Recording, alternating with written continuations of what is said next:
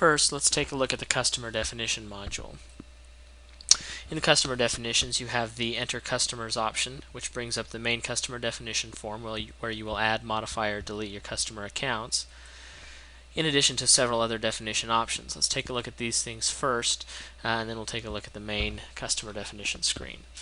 First of all, you have the option to reassign a salesperson, which allows you to put in a salesperson ID and then a new salesperson that you want assigned, and that will assign all of the customers from the original salesperson to the new salesperson. Typically that would be a situation where you're handing off all of the accounts from one person to another. The next three options, define customer regions, brokers, and types, are all very similar, and they provide some fields of information that are used in the actual customer definition so that you can keep things very consistent. If you look at these, you'll see that in each one of these menus you have an add, modify, and a delete option, as well as a view and a print. If we take a look at the view, you'll see that for each one of these tables, each one of these lists, you have a code, and then you have a name that corresponds with each valid option. You can add an entry, you can modify an entry, or delete an entry, and you'll see that each of those consists of simply the number or the code as well as the name. And using page up and page down, we can move through the options that are stored on the system. And then you can add a new entry, modify an entry, or you can delete any of the entries that are in there. Finally, you can print a listing that will show you the codes and the descriptions for each of those options. Regions corresponds to the geographical region that the account is located in. Brokers would be used to keep track. If you use brokers for selling your product, that would be used to keep track of who the broker that's assigned to each customer is. And finally, the customer types field corresponds to a customer type that can be used to filter sales reports and customer lists and several of the other reporting options on the system. Next, you can define multiple ship-to addresses for an account. When you define each account, you will assign it a default ship-to address. Then you have the ability to create and enter as many more addresses for that customer as you need to. Using the Control-T entry here, you can delete an address, and if you want to add a new one, you can just arrow down past the bottom and it will give you a new blank entry at the bottom. And then when you're done, you can press F3 to save your changes or escape to abort. You also have the option to change a customer account number. Customer account numbers can't be changed in the standard modify process because many other databases point to the customer account number. These would include the customer order and header, accounts receivable, payments, pick history, and several other places that point to the customer account number. And if you change that account number, then those entries no longer point to a valid account.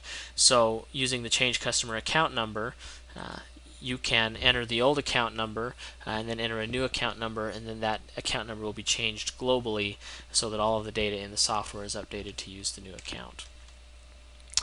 And finally, you have the option to take a customer picture that utilizes some hardware and software that's available from Business Plus Accounting or from Business Software Solutions to allow you to keep photos of your customers and to enter those in. Let's go ahead and take a look at the Enter Customers screen now. To begin with, you'll notice that we have some navigation keys here, beginning with the pick list, which is the pick list F8 key, through the bottom and the find. If you select pick, you'll see a list of all the accounts that are on your software.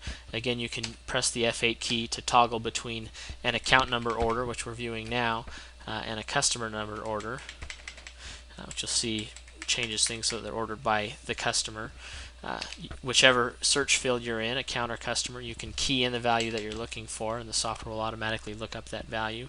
And you'll also notice in the pick list that we have the entire list available to us. This is true for the pick list wherever it appears in the software. We always use this format. Let's go ahead and pull in this record. You also have the ability to use next or bottom. Bottom would take you to the last record. Top would take you to the first record, and then next and previous will cycle you through the records one at a time. You also have the find option, which lets you key in a set of criteria and try to find the first record that matches that criteria. Again, let's go back to the first entry there, 001. You also have a print option, which allows you to print off a report, a listing of that customer's information. and then you have the add, modify, delete. If we wanted to create a new entry, we could select add, and please note that the first thing you have to do is assign that entry an account number. You will assign whatever type of account number makes sense in your business. Some people use just a sequential number that they keep track of manually. Some people will use a telephone number or the name of the customer, but whatever method you use, it's just important to remember that that has to be a unique value for each customer. You can also delete an entry. If we wanted to delete this entry, we can select delete. Here it's notifying us this customer has orders, so we don't want to delete that customer because we want to keep those orders on the system typically. And so finally, let's look at the modify option. Here in the modify option, we'll go through and take a look at each one of the fields that's available in the customer definition. If we have a picture, the picture of that customer would appear here. First we have the account number, then the customer's name, which would either be the name of the customer or their company, and then the contact information with addresses and phone numbers here. Coming down to the salesperson field, again we have a pick list we can use to pick the salesperson off of the list that we want to assign to that customer. And you'll notice that not all of your employees are going to have a salesperson ID. The discount field would be the standard discount that this customer gets on all of the things that he purchases off of whatever the calculated value is. If that person you want to always receive a discount, you'd put that discount amount in there. The credit limit allows you to specify a credit limit for that customer. At the time that a customer passes his credit limit, the software doesn't prevent you from placing orders with that customer, but it gives you a warning for any order that will put him over the credit limit and allows you to have the opportunity to refuse to process that order.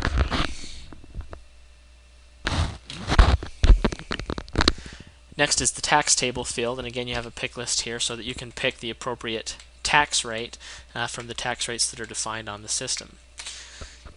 The price level would be 1 through 5. The software allows you to set up to 5 price levels that it will use to pull pricing for each product. And then the definition of each product allows you to specify a specific price for each of the 5 price levels. Next you have the terms field. This first field represents the terms as they will print on the invoices and statements for this customer. And then below that you see the actual numbers that will be used by the software to calculate finance charges and due dates and discounts that are available for those customers. And so the terms percent would represent the discount that you're going to offer if the invoice is paid within the days specified in the amount of days field here, and then due as the date by which the invoice is due in full.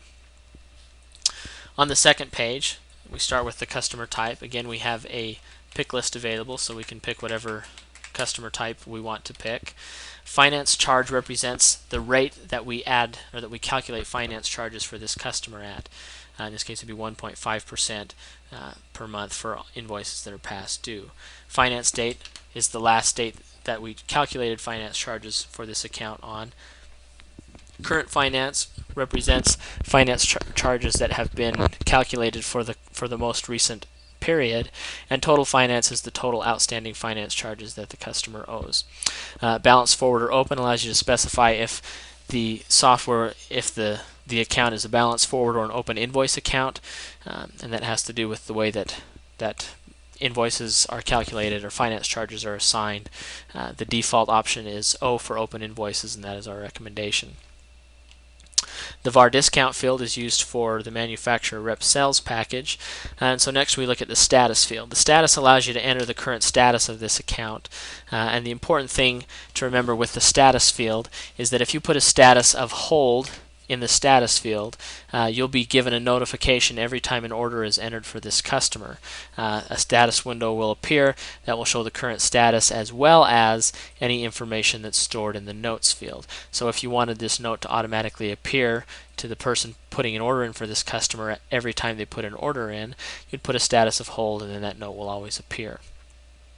The past due limit works similar to the credit limit, except for that the past due limit is a number of days that you want that customer to be able to be outstanding and still place orders. So if you attempt to place an order for a customer and he has an invoice that is unpaid and is older than the number of days specified here, then you'll receive a warning message indicating that this customer has gone beyond his past due limit and prompting you whether or not you want to continue to process that invoice.